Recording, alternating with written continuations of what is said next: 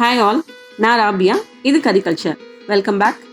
இன்றைக்கி நம்ம சேனலில் நம்ம சைனா கிராஸ் எப்படி செய்யறதுன்னு பார்க்க போகிறோம். முக்கியமாக முஸ்லீம்ஸ் வீடுகளில் இந்த ரம்ஜான் மாதத்தில் இதை டெய்லி செய்வாங்க. இது உடம்புக்கு ரொம்ப குளிர்ச்சி தரக்கூடியது. அதோட இதை சாப்பிட்றதுனால டைஜஷன் ஈஸியாக நடக்கும், கான்ஸ்டிபேஷன் ரிலீவ் ஆகும், பிளட் அண்ட் போன் ஹெல்த்துக்கு இது ரொம்ப ஹெல்ப்ஃபுல்லாக இருக்கும். இது அனிமியா வராமல் தடுக்கிறதுக்கு இதில் நிறைய அயன் கண்டென்ட் இருக்குது. இன்னொரு விஷயங்க, வெயிட் லாஸ் பண்ணுறவங்களுக்கு இது பெஸ்ட்டுங்க. ஏன்னா ரொம்ப ஸ்வீட்டான ஒரு வெயிட் லாஸ் ரெசிபி. பாருங்கள், இதுதான் அந்த அகர் சைனா கிராஸ். நான் 50 கிராம் வாங்கியிருக்கேன். இது 20 கிராம் பேக்கெட்லேயும் கிடைக்குது. இது நிறையா ஃபார்மில் அவைலபிளாக இருக்குங்க. இப்போ நான் வாங்கியிருக்கிறது ஸ்ட்ரிப்ஸு, அது இல்லாமல் பவுடராகவும் கிடைக்குது, அது இல்லாமல் ஒரு சாலிட் ஃபார்மாகவும் இது கிடைக்குது. இதில் ஒரு கொஞ்சமான அளவு நான் கட் பண்ணி எடுத்துக்கிறேன். இதை நான் ஒரு கைப்பிடி அளவுக்கு எடுத்துக்கிறேன். இதை ஒரே ஒரு தடவை நம்ம அலசி எடுத்துக்கலாம். இதை வடிகட்டிட்டு இதில் நல்ல தண்ணி ஊற்றி ஒரு 10லேருந்து 15 நிமிஷம் நம்ம இதை ஊற வச்சுக்கலாம். ஊற வைக்கிறதுனால இது கொஞ்சம் சீக்கிரமாக மெல்ட் ஆகி கிடைக்கும், அதுக்காக தான்.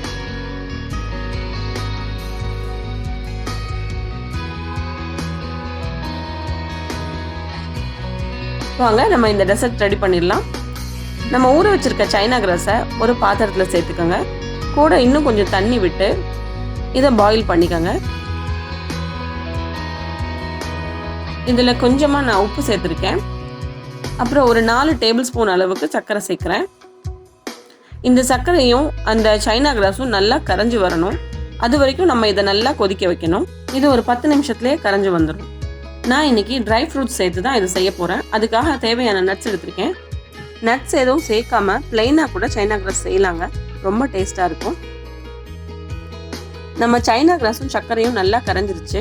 பாருங்கள், நான் ஸ்டவ் ஆஃப் பண்ணிட்டேன். இதுக்கப்புறமா நம்ம இதில் பால் சேர்க்க போகிறோம். நம்ம சேர்க்க போகிற பால் ரொம்ப கெட்டியானதாக இருக்கணும். ஏற்கனவே நம்ம சைனா கிராஸ் கூட ஒரு 200 ml தண்ணி சேர்த்து காய்ச்சிருப்போம். இப்போ நான் 350 ml கெட்டியான பால் சேர்த்துக்கிறேன். அப்போ தான் சைனா கிராஸ் நல்ல டேஸ்ட்டாக கிடைக்கும். பால் சேர்க்கும்போது கண்டிப்பாக ஸ்டவ் ஆஃபில் தான் இருக்கணும், இல்லைன்னா பால் திரிஞ்சு கெட்டு போயிடும். டேஸ்ட் சரியாக இருக்கான்னு பார்த்துக்கலாம். எனக்கு இனிப்பு கொஞ்சம் கம்மியாக தான் இருந்தது. நான் இன்னும் 2 டேபிள் ஸ்பூன்ஸ் சர்க்கரை சேர்த்துக்கிறேன். இதோட நான் 6 டேபிள் ஸ்பூன் சர்க்கரை மொத்தமாக சேர்த்துருக்கேன். ஃப்ளேவருக்காக கொஞ்சமாக வெண்ணிலா எசன்ஸ் சேர்க்க போகிறேன். 1/2 டீஸ்பூன் அளவுக்கு சேர்த்துக்கோங்க. அது பால்லே கொட்டிடுச்சு. 1/2 டீஸ்பூன் அளவு இருக்கும். வெண்ணிலா எசன்ஸ்னு இல்லைங்க, நீங்கள் ஏலக்காய் பொடி கூட சேர்த்துக்கலாம். உங்களுக்கு என்ன ஃப்ளேவர் பிடிக்குதோ அதை நீங்கள் ஆட் பண்ணிக்கலாம். இப்போ நான் ஒரு வானொலி அடுப்பில் வச்சு கொஞ்சமாக நெய் சேர்த்துக்கிறேன். அது கூட நம்ம எடுத்து வச்சிருக்கிற நட்ஸை எல்லாம் குட்டி குட்டியாக கட் பண்ணி நான் ரோஸ்ட் பண்ணிக்க போகிறேன். நான் எடுத்து வச்சிருந்த பிஸ்தா, பாதாம், கேஷ்யூ எல்லாத்தையுமே பொடி பொடியாக கட் பண்ணி நான் ரோஸ்ட் பண்ணுறேன். அது கூடவே நான் ட்ரை கிரேப்ஸையும் சேர்த்துக்கிட்டேன். டேட்ஸ் மட்டும் சேர்க்கலைங்க, அது கொஞ்சம் கடைசியாக சேர்த்துக்கலாம். நம்ம நட்ஸ் எல்லாம் நல்லா ரோஸ்ட் ஆகிடுச்சு. இப்போ ஸ்டவ் ஆஃப் பண்ணிவிட்டு நான் டேட்ஸையும் சேர்த்துக்கிறேன். இந்த மாதிரி ட்ரை ஃப்ரூட்ஸாக கேட்கணும்னு இல்லைங்க, நீங்கள் ஆப்பிள் இல்லைன்னா மாதுளம்பழம் இந்த மாதிரி எது வேணால் குட்டி குட்டியாக கட் பண்ணி சைனா கிராஸ் கூட சேர்த்து அதை செட் ஆக வைக்கலாம். இந்த மாதிரி கப்பை ரெடி பண்ணிக்கோங்க. கப்பில் அவங்க நட்ஸை போட்டுக்கோங்க. அதுக்கு மேலே நம்ம காய்ச்சி வச்சுருந்த சைனா கிராஸை ஃபில்அப் பண்ணிக்கலாம். இதை ஃப்ரீசரில் வச்சு ஃப்ரீஸ் பண்ண வேண்டிய அவசியம் இல்லைங்க. நீங்கள் சாதாரணமாக வெளியில் வச்சுருந்தாலே இது ஒரு 10 to 15 மினிட்ஸில் அழகாக செட் ஆகி கிடைக்கும். நம்ம கொஞ்சம் சில்லாக சாப்பிட்ணுங்கிறதுக்காக இதை ஒரு 10 நிமிஷம் மட்டும் நம்ம ஃப்ரிட்ஜில் வைக்கிறோம்.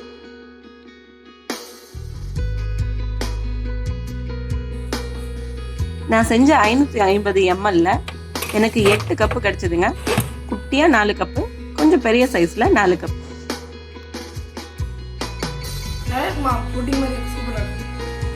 இது ஃபர்ஸ்ட்